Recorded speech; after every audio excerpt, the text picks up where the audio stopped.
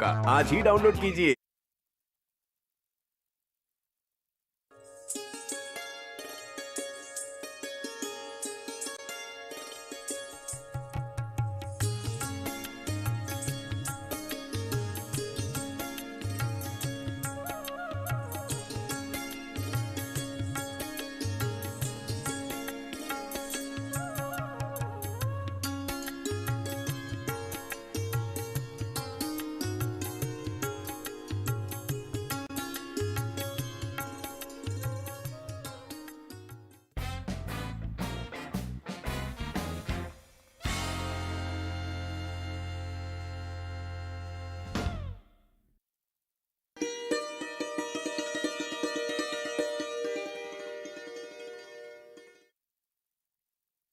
आज की इस महफ़िल में नाज़रीन को मेरा आदाब।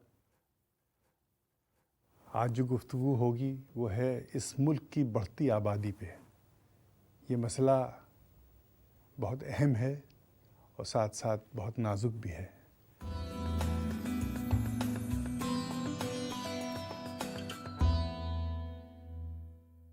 हमारे साथ आज के मेहमान खुसूसी हैं जनाब मीसम अब्बास साहब, जो एक सोशल साइंटिस्ट हैं जिन्होंने WHO में काम किया है, और उनकी अहलिया डॉक्टर इल्मास नकवी जो असिस्टेंट प्रोफेसर हैं ज़ाकिर हुसैन दिल्ली कॉलेज में, यूनिवर्सिटी ऑफ दिल्ली। गुजारिश है कि आप इस पे कुछ रोशनी डालें। आप दोनों पहले आप कुछ कहें ताकि हम अपने सामाईन से एक गुफ्तगू शुरू कर सकें इस बहुत अहम मसले पर। शुक्रिया सर। आपने जो बात की बढ़ती आबादी, और जिस रफ्तार से हमारे मुल्क की आबादी बढ़ती चली जा रही है, तो शायद ये एक मौका, शायद ये एक मसला है जिस पर वाकई हमें फ़िक्र और गौर करने की ज़रूरत है। मसला ये है कि कुछ मुल्कों में कम आबादी का होना परेशानी का सबब बनता है। हमारे मुल्क हिंदुस्तान में बढ़ती आबादी एक परेशानी का बायस है।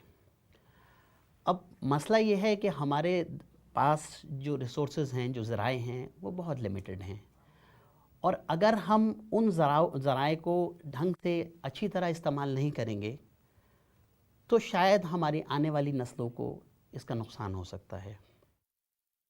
मैं गुजारिश करूँगा मोहतरमा इल्मास साहिबा से कि वो उस पर थोड़ा सा और रोशनी डालें। जैसा जनाब मीसम साहब ने बताया कि हमारे ज़राए या हमारे रिसोर्सेज जो हैं वो बहुत ही लिमिटेड हैं। रिसोर्सेज यानी खाना, पानी, मुख्तलिफ़ गैसें जो हमारी फ़िज़ा में मौजूद हैं, और ओर्स, मिनरल्स, कोयला वग़ैरह वग़ैरह, ये सब हमारे रिसोर्सेज हैं और इनकी एक लिमिट है। और अगर ये आबादी इसी तेज़ रफ़्तार से बढ़ती चली जाएगी तो एक टाइम ऐसा आएगा जबकि ये सारे रिसोर्सेज का ख़ात्मा हो जाएगा और आने वाली नस्लें जो हैं वो इस चीज़ से फैज़याब नहीं हो पाएंगी।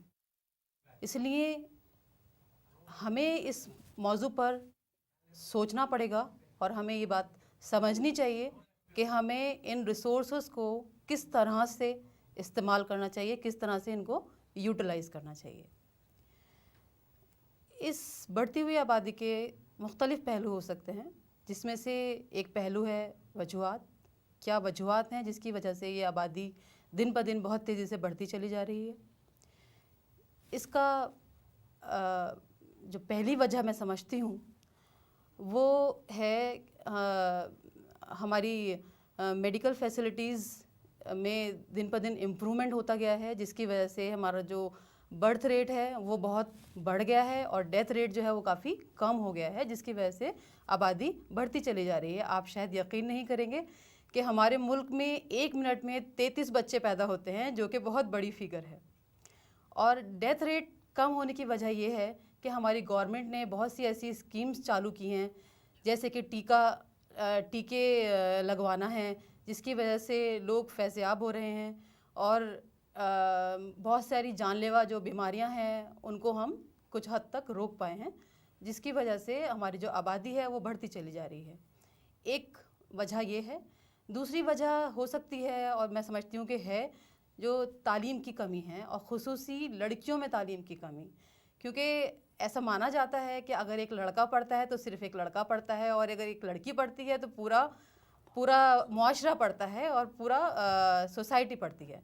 तो हमें आजकल के इस दौर में इस चीज़ को कंट्रोल करने के लिए ज़रूरी है कि हम अपनी लड़कियों को बेहतर तरबियत दें, बेहतर तालीम दें और इसके साथ साथ उनमें इस चीज़ की आबादी को किस तरह से रोकना है, इसके लिए बेदारी भी होना बहुत ज़रूरी है। ये कुछ वजूहात हैं। इसके अलावा एक और हमारे मुआशरे में एक बात मानी जाती है कि इसमें लड़कों को हमेशा लड़कियों के ऊपर तरजीह दी जाती है। ऐसा माना जाता है कि हमारा ख़ानदान जो है वो एक लड़का ही चला सकता है, एक लड़की नहीं चला सकती। इस वजह से लोग एक के बाद एक लड़कियां पैदा होती चली जाती हैं और इसलिए कभी कभी ना चाहते हुए भी हमारे ख़ानदान में बहुत ज़्यादा इजाफा हो जाता है। तो ये भी एक हमारे मुआशरे की मैं समझूंगी कि एक कमी है जो या उनका ख्याल है। एक और वजह मैं समझती हूँ कि हमारे मुआशरे में या बहुत से कुछ गरीब तबके हैं जिसमें लड़की की शादी बहुत ही कम उम्र में कर दी जाती है, जैसे कि 13, 14, 15 साल तक उनकी शादी हो जाती है, जिसकी वजह से कम उम्र में ही उनके यहाँ विलादत का सिलसिला शुरू हो जाता है और इस तरह से हमारे आबादी बढ़ने लगती है। इसके अलावा जब कम उम्र में शादी हो जाती है तो आपका जो रिप्रोडक्टिव पीरियड है वो भी बहुत बढ़ जाता है और इसकी वजह से भी ना चाहते हुए भी कभी कभी ख़ानदान में काफ़ी इजाफा हो जाता है। तो ये कुछ वजूहात हैं जिसकी वजह से मैं समझती हूँ कि हमारी आबादी जो है बहुत तेज़ रफ्तार से बढ़ रही है और पिछले 50 सालों में बहुत तेज़ी से बढ़ी है। इससे पहले कि हम दखल अंदाज दें, आप फरमाएं कि कुछ आप लोग क्या कहते हैं इसके बारे में। एक ऑप्शन है, एक बीच में बहुत बात भी हुई थी कि आपको बच्चे अडॉप्ट करने चाहिए। मतलब हम कहते तो हैं समाज में, मतलब न्यूज़ चैनल्स पे, टीवी पे ये सब चीज़ें, आर्टिकल्स में ये सब चीज़ें होती हैं। मतलब आप पॉपुलेशन अगर आप कंट्रोल करना चाहते हैं, आप अगर आपका नहीं है तो आप ना करिए, या जितने भी अनाथ आश्रम में बच्चे हैं आप उन्हें अडॉप्ट कीजिए। मतलब ये सिर्फ बातें ही हैं कि कोई करता भी है। मतलब अडॉप्ट, आप समझ रहे होंगे बात जी। बिल्कुल सही सवाल है आपका।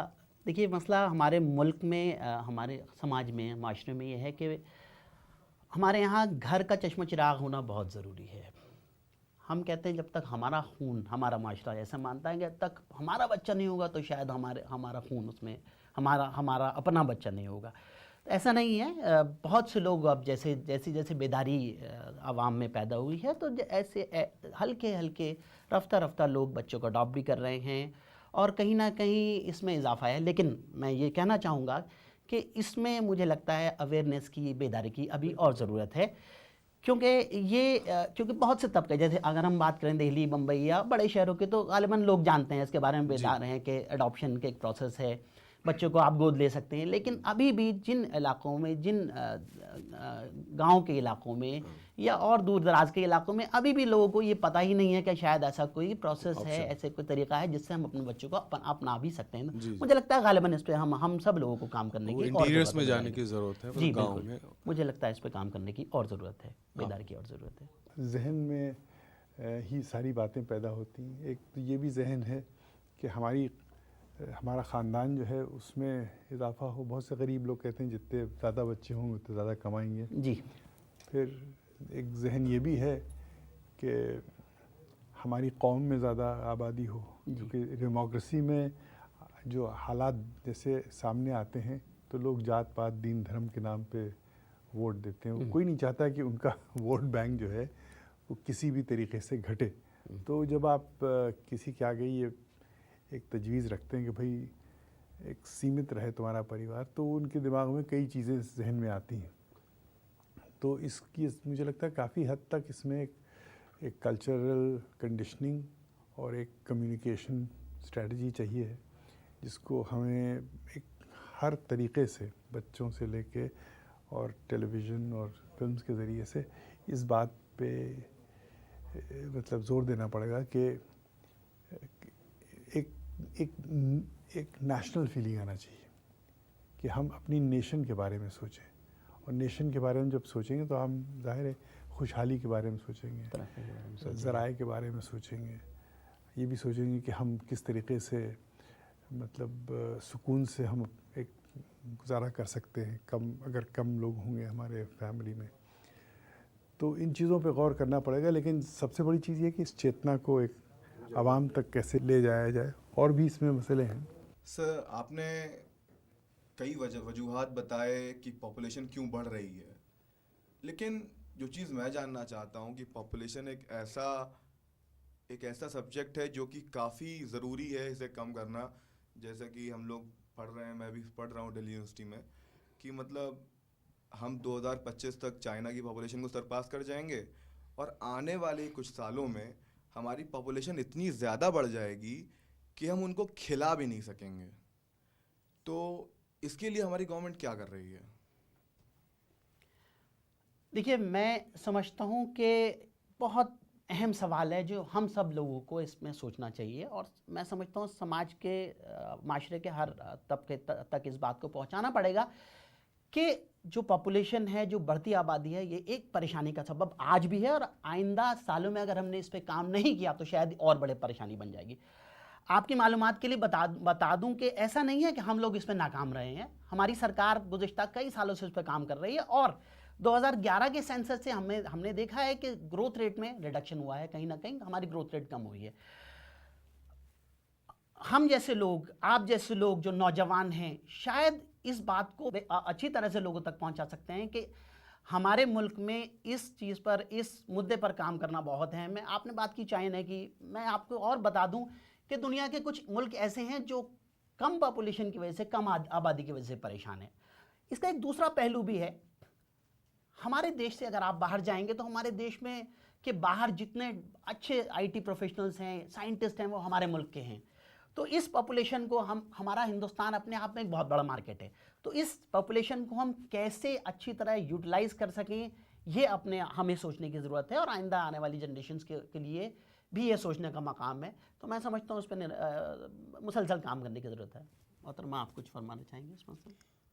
देखिए, मैं समझती हूँ कि हमारी गवर्नमेंट ने पहले भी काफ़ी काम किया है। जैसे कि आपको शायद ध्यान हो, 1975 से 77 तक हमारी गवर्नमेंट ने एक नसबंदी की एक स्कीम चलाई थी। उस पर थोड़ी सी परेशानी ये हुई थी कि उसमें जो उसका इम्प्लीमेंटेशन था वो बहुत फोर्सफुली किया गया था, इसलिए लोगों ने उसका बहुत ही मुखालिफत की उस प्रोग्राम की। तो इसी तरह से मैं समझती हूँ गवर्नमेंट कुछ काम कर रही है, लेकिन उसका इम्प्लीमेंटेशन में एक तो मुझे थोड़ी सी प्रॉब्लम लग रही है, और दूसरी बात ये लगती है कि हमें अवेयरनेस पैदा करनी पड़ेगी एक आम आदमी में। जैसे कि गांव-गांव जाकर उन लोगों को बताना पड़ेगा कि छोटी फैमिली के क्या बेनिफिट्स हैं, ओके, और बड़ी फैमिली होने से क्या क्या नुकसान हो सकते हैं। और एक और जो वजह मैं समझती हूँ कि हमारी जो लड़कियां हैं, जो ख़वातीन हैं, उनमें तालीम की कमी है, अवेयरनेस की कमी है, जिसकी वजह से वो फैमिली प्लानिंग डिवाइसेस के बारे में उनको बिल्कुल भी मालूमात नहीं है, जिसकी वजह से वो कभी कभी वो ना चाहते हुए भी फैमिली उनकी बढ़ जाती है। तो मैं समझती हूँ कि हमें ये प्रोग्राम्स थोड़े और लेवल पर थोड़े इन प्रोग्राम्स को चलाना चाहिए, और इसमें अवेयरनेस पैदा करनी चाहिए, इन डिवाइसेस के बारे में बताना चाहिए, इसके छोटी फैमिली के फ़ायदे के बारे में बताना चाहिए, बड़ी फैमिली के नुकसानात के बारे में बताना चाहिए। और इसके अलावा हम एक और भी ज़रूरी बात है कि आबादी बढ़ने की एक ख़ास वजह माइग्रेशन भी है, कि लोग गाँवों से रोज़गार की तलाश में शहरों की तरफ भाग रहे हैं, क्योंकि हमारे लिए रोज़गार के मौके गाँवों में नहीं हैं, और सेकेंडली वहाँ पर हेल्थ फैसिलिटीज़ जो हैं वो ज़्यादा नहीं हैं। तो इन दो चीज़ों को, इन दो मुद्दों पर अगर हम गाँवों में काम करें तो हम इस माइग्रेशन को रोक सकते हैं। जैसे कि अगर हम कुछ हेल्थ फैसिलिटीज़ वहाँ प्रोवाइड करें, कुछ हॉस्पिटल्स वहाँ बनवा दें, तो जो लोग जो हैं वहाँ से गाँवों से शहरों की तरफ माइग्रेट नहीं होंगे। दूसरी बात यह है, कुछ हमें रोज़गार इस तरह से शुरू करना चाहिए कि लोग जो हैं वो रोज़गार की तलाश में ना जाएं। तो एक ये भी तरीका हो सकता है जिससे हम पॉपुलेशन को कुछ कम कर सकते हैं। मसला है बड़ी तस्वीर देखना। बड़ी तस्वीर अगर 2020 में सिर्फ काली दिख रही है तो ये बहुत बड़ा ख़तरा है।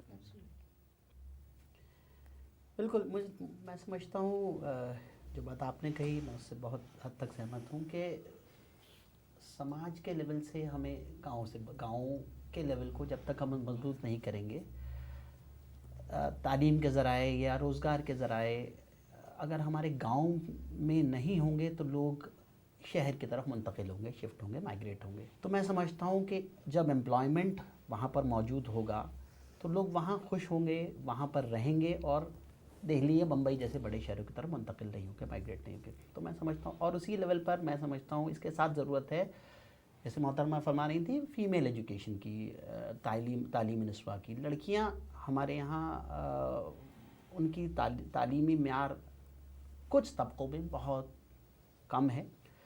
तो जब तक हम लड़कियों को तालीम और तरबियत पर ध्यान नहीं देंगे, और तालीम के साथ साथ हमारे पास कितने और एग्जाम्पल्स हैं, कितने और मिसालें हैं जहाँ लड़कियाँ एक फैमिली में फर्स्ट जनरेशन लर्नर्स होती हैं। पहली बार कोई लड़की घर से बाहर आई और उसने अपनी तालीम के लिए काम शुरू किया, और वो अपने ख़ानदान को, पूरे ख़ानदान में उसने तालीम को फैलाया, और तालीम के साथ साथ उसने उस फैमिली प्लानिंग की या और बेसिक चीज़ों की ज़रूरत को महसूस किया।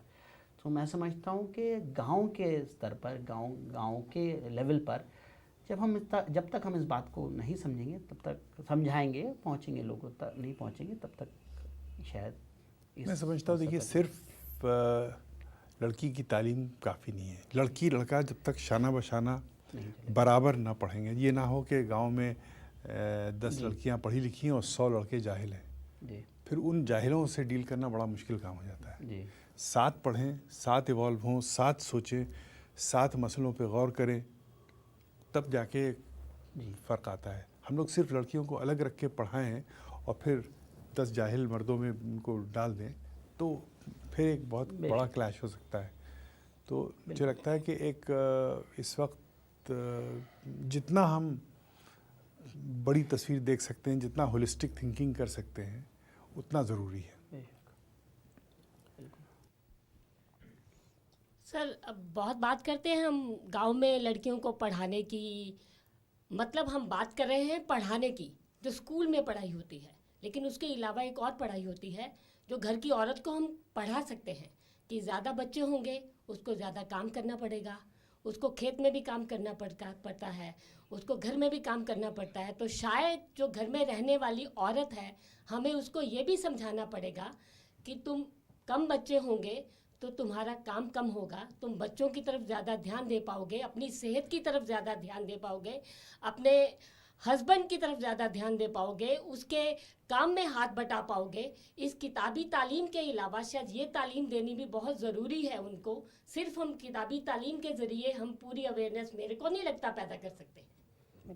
बेशक मैं आपकी बात से बहुत हद तक काफ़ी हद तक सहमत हूँ कि देखिए, जो हम लोग हैं, जो लड़कियां हैं, उनको पढ़ाने की बात कर रहे हैं, लेकिन जो और औरतें हैं जो गांव में रहती हैं और इलाकों में रहा करती हैं, उन तक भी गालिबन ये पैगाम पहुंचाना बहुत ज़रूरी है कि छोटी फैमिली का, छोटे ख़ानदान का क्या फ़ायदा है। मैं समझता हूँ, मैं बिल्कुल आपकी बात से इत्तेफाक रखता हूँ, बिल्कुल सर, पास एक छोटा सा सवाल और है जी। शायद वो एक काम और किया जा सकता है कि अगर शादी की उम्र बढ़ा दी जाए, 18 से 21 को थोड़ा सा बढ़ा दिया जाए, तो शायद 2, 4, 5 साल तो पॉपुलेशन कंट्रोल वैसे ही हो जाएगी। आपके हाथ में है। नहीं, ये मेरे दिमाग में ये आया कि अगर कुछ ऐसा अमेंडमेंट किया जा सकता है, क्योंकि डे टू डे अमेंडमेंट तो होते ही रहते हैं, तो एक ये अमेंडमेंट भी शायद टाइम आ गया है कि उसको लागू होना चाहिए। मैं ज़ाती तौर पर ये सोचती हूँ कि आपने अभी बात की एज बढ़ाने की, इसका मतलब आप चाहती हैं कि गवर्नमेंट जो है शादी की एज बढ़ा दे। तो मैं आपको ही बताना चाहूँगी कि यहाँ पर गवर्नमेंट इतनी फॉल्टी नहीं है, इम्प्लीमेंटेशन की ज़्यादा प्रॉब्लम है कि गवर्नमेंट ने तो ऑलरेडी लड़की की उम्र 18 साल बता रखी है, लेकिन अभी भी गाँवों में कोई 18 साल में शादी नहीं करता, बल्कि 12, 13, 14, 15 साल में ही शादी हो जाती है। तो प्रॉब्लम हमारे साथ ये है कि इम्प्लीमेंट नहीं हो रही हैं वो चीज़ें जो गवर्नमेंट जिन रूल्स को बना रही है। तो ये बात से मैं आपसे बिल्कुल इत्तेफाक रखती हूँ कि एज बढ़ जानी चाहिए, लेकिन मेरा ज़्यादा स्ट्रेस रहेगा इम्प्लीमेंटेशन प्रोसेस पर। नहीं, आपकी बात बिल्कुल ठीक है, लेकिन 18 होती है तो 15 में शादी होती है, अगर उसको 21 कर दिया जाएगा तो कम से कम 18 में तो शादी होगी। मैडम, हमारे यहाँ पहले वोट देने की एज 21 हुआ करती थी, उसको कर दिया 18 हमारी गवर्नमेंट ने। अब जब हम सबसे बड़ी डेमोक्रेसी है दुनिया की, हम मानते हैं कि आदमी समझदार हो गया है, सिटीज़न बन गया है, जिम्मेदार हो गया है, जो गवर्नमेंट फॉर्मेशन में मदद कर सकता है। तो क्या आप समझते हैं कि 18 साल की ये लड़की इतनी होशियार नहीं है कि अपनी फैमिली के बारे में डिसीजन ले सके। तो जैसा मोहतरमा फरमा रही थी, मुझे लगता है कि लोगों तक ये 18 या 19 या 21 ये डिबेट अलग है, लेकिन कहीं ना कहीं हमें ये बताना पड़ेगा। आप 21 कर देंगे, आप 21 की जगह 25 कर देंगे, उसमें भी ऐसा कुछ इलाके ऐसे होंगे जहाँ पे 18, 16, 17 साल की लड़कियों में शादी होगी। तो मसला यह है कि शायद हमें जहन को बदलना पड़ेगा, हमें लोगों तक ये बात पहुँचानी पड़ेगी कि मसला शायद ये सरकार का नहीं है, शायद हमारे माशरे से ताल्लुक़ है। समाज, जब तक ये समाज इसमें लीड नहीं लेगा तो मैं समझता हूँ इसका सोल्यूशन उस हद तक नहीं आ पाएगा जितना हम सब लोग चाहते हैं। Thank you sir. मैडम से मैं फिर से कहना चाहूँगा कि इसमें आपका क्या विचार है? ये डॉक्टरों की सोच एक आम इंसान से छोटे हो गए हैं, वो केवल या तो अपने सैलरी से मतलब रखते हैं या फिर छोटे छोटे कारणों से भी वो डायरेक्ट सीजर की बात करते हैं, उससे उनको काफ़ी आमदनी होती है। और डॉक्टर खुद नहीं चाहते हैं कि इस तरह की कमी आए, फिर तो उनकी बहुत सारी बात है, डिस्पेंसरियाँ हैं इतनी बड़ी बड़ी, उनके खर्चे आएंगे। इस वजह से मैं इसमें सबसे ज़्यादा दोषी डॉक्टरों को मानता हूँ। आप क्या कहना चाहेंगे मैडम? देखिए, मैं आपकी बात से काफ़ी हद तक सहमत हूँ, बट पूरी तरह से नहीं, क्योंकि इसमें मैं समझती हूँ कि अवेयरनेस की बहुत ज़्यादा ज़रूरत है। बिल्कुल आप सही फरमा रहे हैं कि अवेयरनेस की ज़रूरत है, लेकिन सिर्फ एक डॉक्टर ही क्यों, हर किसी को, हम में से हर किसी को इस चीज़ का बीड़ा उठाना पड़ेगा। हम में से हर किसी को ये समझना पड़ेगा कि ये हमारी रिस्पॉन्सिबिलिटी है, ये हमारी जिम्मेदारी है कि हम इस चीज़ को कम करें, चाहे उसमें टीचर्स हों, चाहे उसमें डॉक्टर्स हों, या चाहे एक छोटे स्कूल की शिक्षक टीचर्स हैं, या फिर उनके चपरासी हैं, जो भी हैं, लेकिन उन सबको ये समझना पड़ेगा और हम सबको ये समझना पड़ेगा कि ये हमारी अपनी जिम्मेदारी है। हम अपनी जिम्मेदारी किसी एक डॉक्टर पर, किसी एक टीचर पर नहीं टाल सकते। हम खुद भी इस चीज़ के लिए इक्वली रिस्पॉन्सिबल हैं, इसलिए हमें अपनी रिस्पॉन्सिबिलिटी को समझना चाहिए और इसके साथ साथ हमें लोगों तक अपनी बात पहुंचानी आनी चाहिए, उनमें कॉन्फिडेंस पैदा करना चाहिए और उनको ये समझाना चाहिए कि ये चीज़ आपके लिए सही है और ये चीज़ आपके लिए गलत है। इसलिए मैं समझती हूँ इसमें अवेयरनेस का सच में बहुत बड़ा रोल है। तो देखिए, मोहतरमा जो फरमा रही थी, मैं उससे बिल्कुल सहमत हूँ। डॉक्टर तक बात कब पहुँचती है? जब हम घर से बाहर निकलते हैं, फैमिली महिला प्रेग्नेंट होती है, फिर डॉक्टर के साथ पहुंचती है। डॉक्टर, ऐसा नहीं है कि डॉक्टर्स कोशिश नहीं करते। मेरी नज़र में बहुत से ऐसे डॉक्टर्स हैं, ऐसे फिजिशियंस हैं, ऐसी नर्सेज हैं जो कोशिश करते हैं, एक के बाद दूसरे डिलीवरी होती है तो कोशिश करते हैं कि आगे फैमिली को काउंसिल कर सकें कि फैमिली का साइज़ को छोटा रख सकें। और इस पे इन कोशिशों में कहीं ना कहीं समाज के दूसरे तबकों को भी जोड़ने की ज़रूरत है, क्योंकि सिर्फ काम डॉक्टर के से नहीं चलेगा। डॉक्टर तो के पास तो, जैसे मैं आपसे बता रहा था, सेकंड स्टेज पे पहुंचेगा। फैमिली से उसकी शुरुआत होगी, समाज से शुरुआत होगी, माशरे से उसकी शुरुआत होगी। तो मैं समझता हूं कि ये इस प्रॉब्लम को, इस परेशानी तक को हम सॉल्व कर सकते हैं। प्रिकॉशंस फैसिलिटी मेडिकल की जो है वो सुदूर दूर गाँव तक नहीं पहुँच पा रही है, इसके लिए क्या उपाय किए जाए? मैं आपको बता दूं कि गवर्नमेंट की जो स्कीम है, जिसके बारे में अभी मैं बात बता रहा था आपसे, नेशनल रूरल हेल्थ मिशन करके गवर्नमेंट का एक प्रोग्राम है, जिसमें कोशिश ये की गई है जितने भी गवर्नमेंट के नेशनल प्रोग्राम्स थे, नेशनल हेल्थ से रिलेटेड प्रोग्राम थे, उसको सबको मिला के एक बड़ा प्रोग्राम बनाया गया है और कोशिश की गई कि हर दूर दराज के इलाके तक सहूलतों को, फैसिलिटीज़ को पहुँचाया जा सके।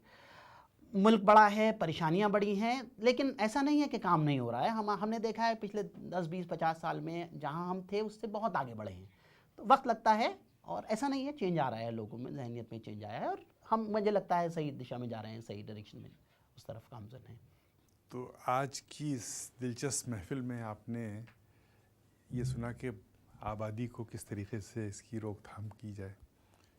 किताबी बातें बहुत लोग किया करते हैं, जुनू के काम को करके दिखाना होता है। तो ये जुनू का काम है और इसमें जब तक हम लोग गहराई से उतरेंगे नहीं, समझेंगे नहीं मसला क्या है, और हर शख्स अपना कुछ इसमें आइडिया लेके आए और हम ने जो किया है वो हम आपको बताएं, आप जो कर रहे हैं हमको बताएं। हो सकता है इसकी कोई एक वेबसाइट हो या कोई ऐसे मतलब इस फेसबुक पे इसका कोई मुहिम चले और हर शख्स बताए कि मैंने ये किया, मैंने ये किया, मैंने ये किया, तो बहुत कुछ हो सकता है। मेरे वालिद जब सन 28-30 में जब विलायत से आए थे तो सबसे बड़ी चीज़ जो उनको स्ट्राइक की थी वो इस मुल्क की आबादी थी। उन्होंने काफ़ी कुछ उस वक्त आर्टिकल्स लिखे और वो चाहते थे कि फिल्म ऑडियो विजुअल माध्यम के ज़रिए से उस ज़माने में आबादी को कैसे रोका जाए और तालीम कैसे बढ़ाई जाए। अब आप विलायत में देखें ना तो ये मसला इतना गंभीर वहाँ नहीं है जी क्योंकि लोगों में एक आगाही है, लोग एक मंजिल पे पहुँच गए हैं, एक उनमें एक मतलब संपन्न हो गए हैं। अब उनके लिए ख़ुद उनको एहसास होता है कि भाई हम अगर एक बच्चा और पैदा कर लेंगे तो हमारे सिस्टम पे क्या फ़र्क पड़ेगा। वो एक बच्चा पैदा करने से पहले 100 बार सोचते हैं। जी यहाँ जो है वो जब तक वो उस लेवल पे हम लोगों को नहीं लाएंगे कि वो सोचें कि हम बच्चा पैदा करें या ना करें। अब आपने कहा शादी की उम्र कम करें, लेकिन बच्चा पैदा करने की उम्र को बढ़ा दिया जाए ना, और लोग वो खुद ही कर सकते हैं।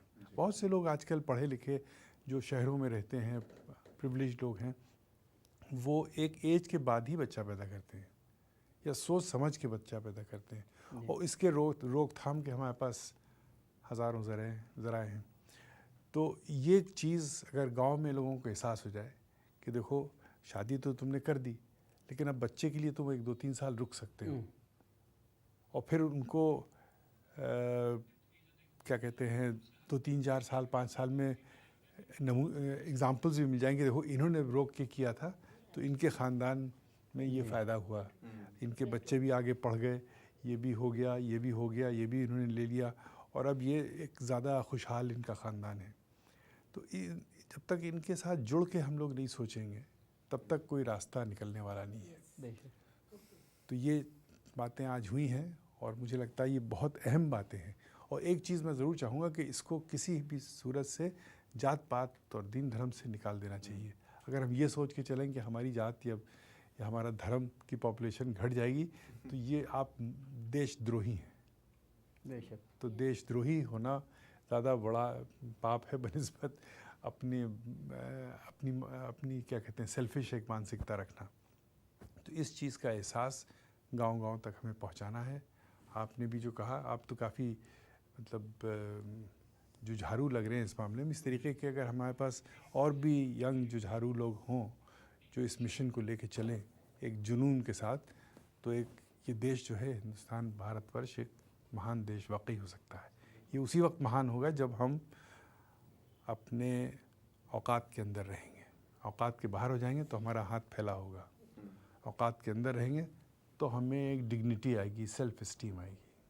तो बहुत बहुत शुक्रिया आप लोगों का इस महफ़िल में शरीक होने का, और आपसे हम इजाज़त लेते हैं।